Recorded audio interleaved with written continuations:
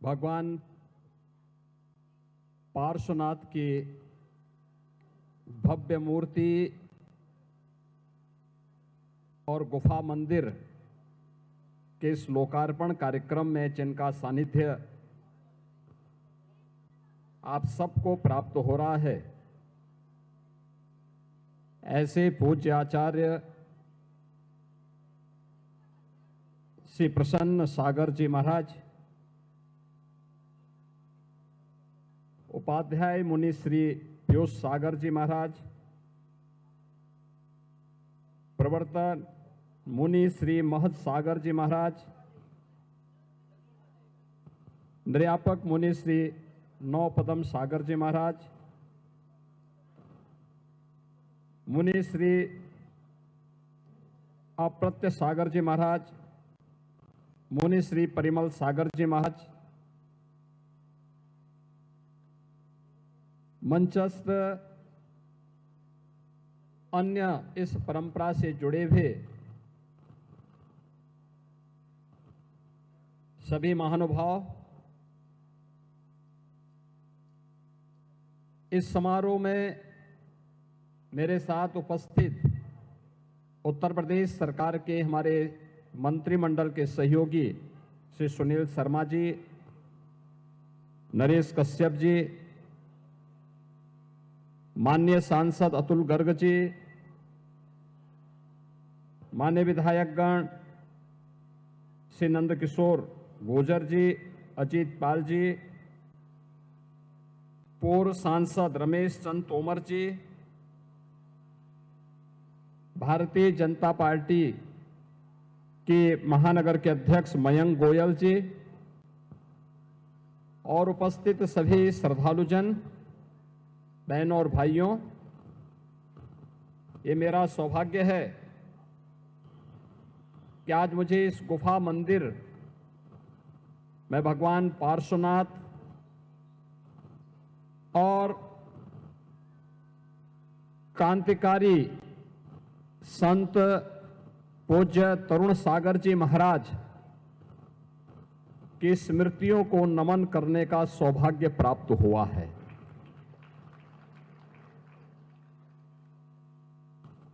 मैं इसके लिए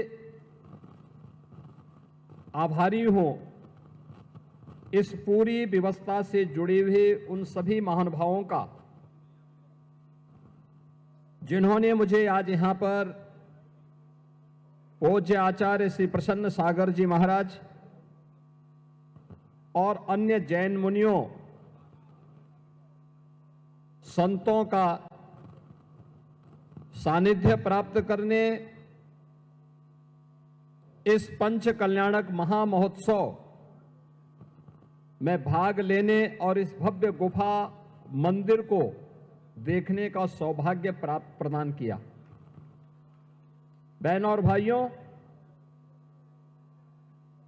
भारत की परंपरा, भारत के ऋषियों, संतों, मुनियों और महापुरुषों के त्याग और बलिदान की एक महागाथा है। ये महागाथा उंगलियों में गिनने लायक नहीं, युगों युगों से यह गाथा विश्व मानवता के लिए एक प्रेरणा रही है। विश्व मानवता इस महागाथा का श्रवण करके,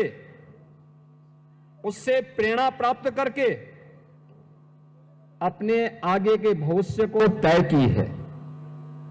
और उसी परंपरा को आगे बढ़ाने के लिए आज भी भारत के अंदर हमारी वे पवित्र उपासना विधियां उसी रूप में, उसी श्रद्धा भाव के साथ कार्य करते हुए इस व्यवस्था को आगे बढ़ा रहे हैं। अभी 3 दिन पूर्व यह हमारा सौभाग्य है,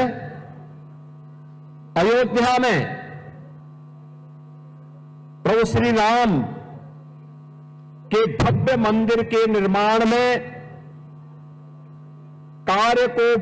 पूर्ण करने के इस महायज्ञ का पूर्णाहुति के कार्यक्रम के साथ ही भव्य भगवा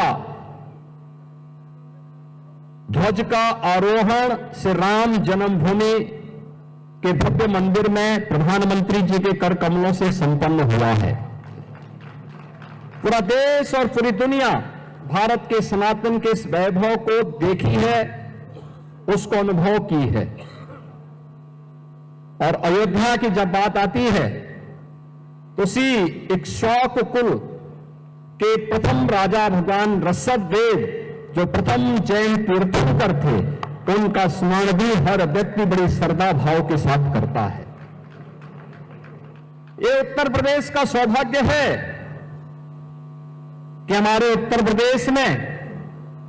प्रथम जैन तीर्थंकर भगवान ऋषभदेव और अयोध्या में 4 ऐसे पवित्र जैन तीर्थंकर उसी अयोध्या की धरती में पैदा हुए। काशी जो दुनिया की आध्यात्मिक नगरी कही जाती है, उस काशी में 4 जैन तीर्थंकरों को अवतरित होते हुए दुनिया ने देखा है। अभी पिछले दिनों मुझे श्रावस्ती जाने का अवसर प्राप्त हुआ था। वहां पे पर भगवान संभवनाथ जी का जन्म जैन तीर्थंकर के रूप में उनका जन्म उसी श्रावस्ती की धरती पे हुआ था। भगवान महावीर का जन्म यद्यपि वैशाली में हुआ, लेकिन महापरिनिर्वाण उन्होंने उत्तर प्रदेश के कुशीनगर के पावागढ़ में लिया था। और आज मुझे बताते हुए प्रसन्नता है कि हमारी सरकार ने उस फाजिल नगर का नाम, जहां भगवान महावीर ने अपना महापरिनिर्वाण लिया था, उसे हम पावा नगरी के रूप में हम लोगों ने उसके नामकरण को आगे बढ़ाने की कार्रवाई को आगे बढ़ाया है। यानी ये 24 जैन तीर्थंकर जिन्होंने समाज को एक नई दिशा दी, जिन्होंने करुणा की, मैत्री की, अहिंसा की, जियो और जीने दो की प्रेरणा विश्व मानवता को दी। और केवल मनुष्य ही नहीं बल्कि प्रत्येक जीव जंतु के लिए एक नई प्रेरणा प्रदान की। वह आज भी उसकी प्रासंगिकता उसी रूप में बनी हुई है। हमें इस बारे में जरूर ध्यान रखना होगा कि अगर मानव सभ्यता को विकास की नित नई ऊंचाइयों तक पहुंचना है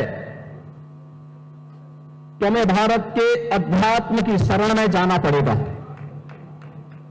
याद रखना, अध्यात्म के साथ ही भौतिक विकास हो, सांस्कृतिक उन्नयन हो, या आध्यात्मिक उन्नयन के लिए एक सुरक्षित वातावरण चाहिए, सुसभ्य वातावरण चाहिए,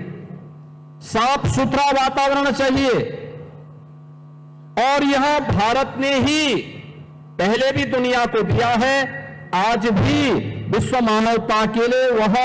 संदेश भारत का ही है, भारत के ऋषि मुनियों का है, भारत की परंपरा का है, भारतीय संस्कृति का है। हम सबको इस बारे में गौरव की अनुभूति होनी चाहिए कि हम सब इन सभी संदेशों को लेकर के जो भारत की ऋषि मुनि परंपरा ने हम सबको दिया है,